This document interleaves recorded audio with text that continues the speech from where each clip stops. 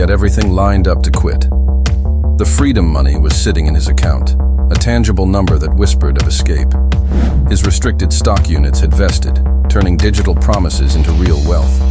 The annual bonus had just hit, a final reward for a year of his life. His passport was current, ready for an adventure he'd been dreaming of for years. He had done all the math. He was ready. So he walked into his boss's office, took a deep breath, and tried to resign. But the words wouldn't come out. Why?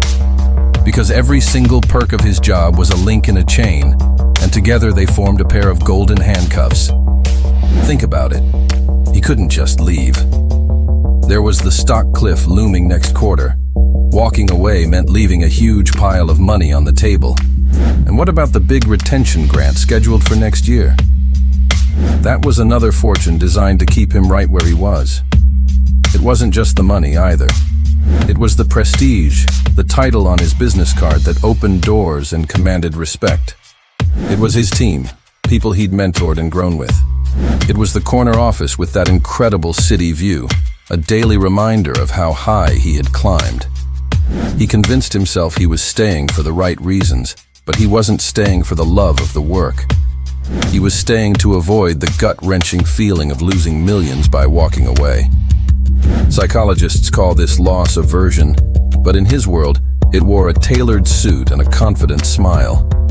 He wasn't choosing to stay. He was terrified of the cost of leaving. His life became a performance. He called late-night dinners with investment bankers purpose. He called collapsing into bed next to a stack of unread books rest. He was living a life that looked wildly successful from the outside, but felt hollow on the inside. The golden cage was comfortable, but it was still a cage.